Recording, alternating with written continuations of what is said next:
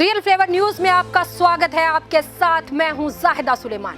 पंजाब के सियासी हालात ऐसे मोड़ पर पहुंच गए जहां एक तरफ पूर्व सीएम कैप्टन अमरिंदर सिंह हैं और दूसरी ओर पूर्व आईपीएस अधिकारी मोहम्मद मुस्तफा इस वक्त पंजाब प्रदेश कांग्रेस कमेटी के अध्यक्ष नवजोत सिंह सिद्धू के मुख्य सलाहकार हैं और उन्होंने कैप्टन अमरिंदर सिंह को ऐसे मुकाम पर लाकर खड़ा कर दिया जहां से कांग्रेस में आगे बढ़ना उनके लिए नामुमकिन हो गया है। यानी अगर कांग्रेस में सियासत करनी होगी तो नवजोत सिंह सिद्धू पर इल्जाम तराशी बंद करनी होगी। कैप्टन ने सिद्धू को देशद्रोही कहा ही था कि मोहम्मद मुस्तफा ने कमान संभाल ली और एक के बाद एक कई इस तरह के ट्वीट किए कि कैप्टन और उनके साथियों के होश उड़ गए।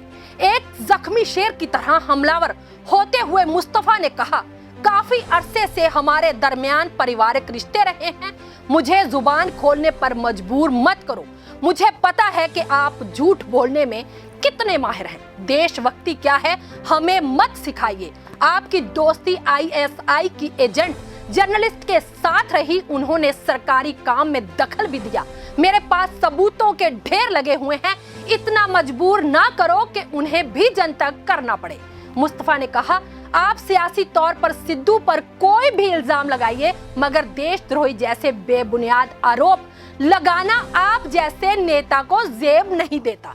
मुस्तफा ने कहा, अगर कैप्टन ने दोबारा किसी को गद्दार कहा तो वो 500 पन्नों की किताब खोलूंगा जिसमें सबके कच्चे चिट्ठे होंगे। आप नवजोत सिंह सिद्धू को जो मर्जी कहें, पर नवजोत सिंह सिद्धू गद्दार नहीं है। अगर इसके बाद कैप्टन अमरिंदर सिंह ने नवजोत सिंह सिद्धू को गद्दार कहा, फिर मैं सारी किताब खोलूंगा। सर ट्वीट भी और आगे सुनिए, ये मामला बहुत है जो मैंने आज लिखा है, वो बहुत थोड़ा है, वो बहुत थोड़ा है नेशनल और anti national. Captain Amarinder Singh का टारगेट नवजोत सिंह सिद्धू नहीं है। कैप्टन अमरिंदर सिंह का टारगेट राहुल गांधी और प्रियंका गांधी।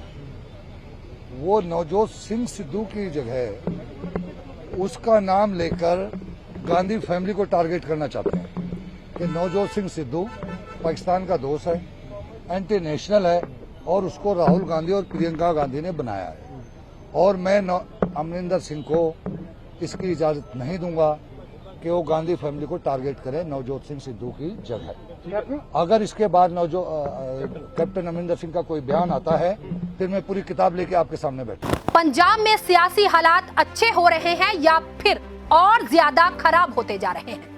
कैप्टन अमरिंदर सिंह के चले जाने से क्या कुछ बदलेगा या फिर सियासी तनातनी यूं ही बरकरार रहेगी? सीएम कोई भी हो, कोई फर्क नहीं पड़ता, मगर उस सीएम में अपने लोगों और राज्य के लिए काम करने की इच्छा शक्ति का होना बेहद जरूरी है, जो इस बार सीएम बने कैप्टन में नहीं था।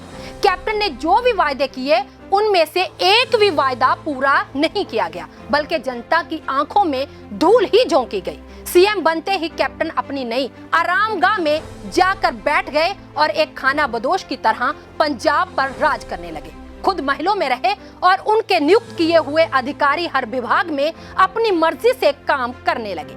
मंत्रियों की बजाय अधिकारियों को ज्यादा अहमियत दी जाने लगी। मुख्यमंत्री के तौर पर 4.5 साल में वो शायद 4 स्थानों पर आम जनता के सामने गए होंगे। पंजाब में सरकार चलाने का ये बिल्कुल नया अंदाज देखने को मिला।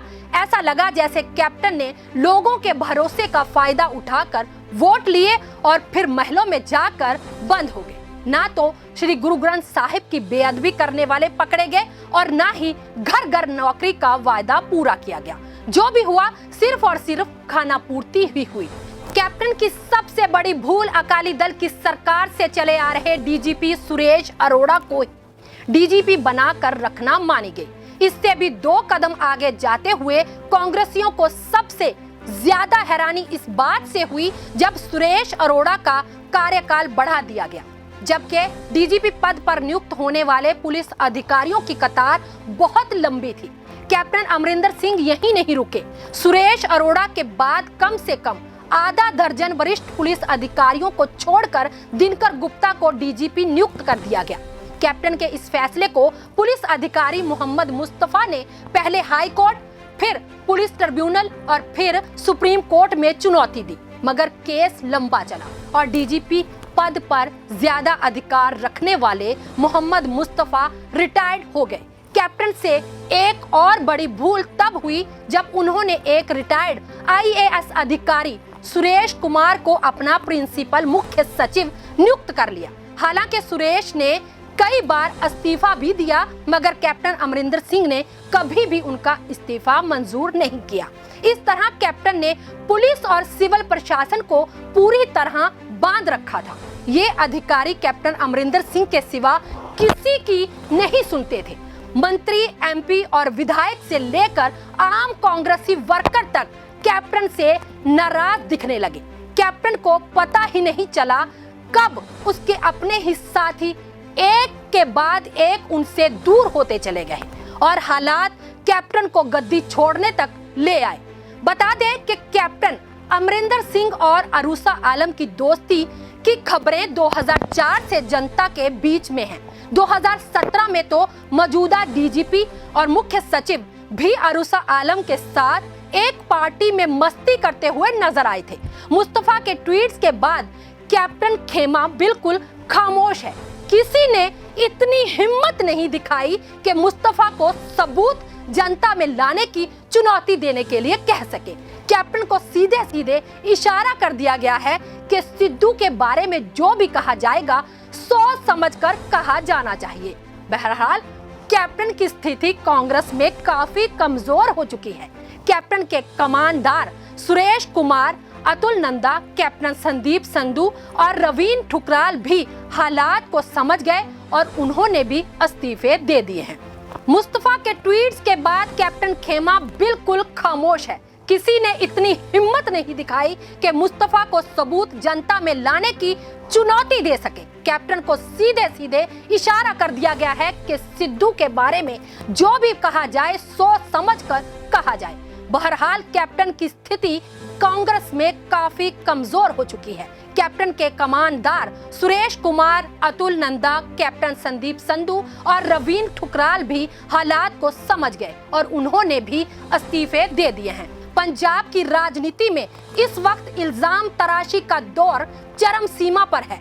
नेताओं को याद रखना होगा कि जब भी किसी की तरफ उंगली उठाई जाती है तो बाकी की 3 उंगलियां उनकी तरफ ही उठती हैं।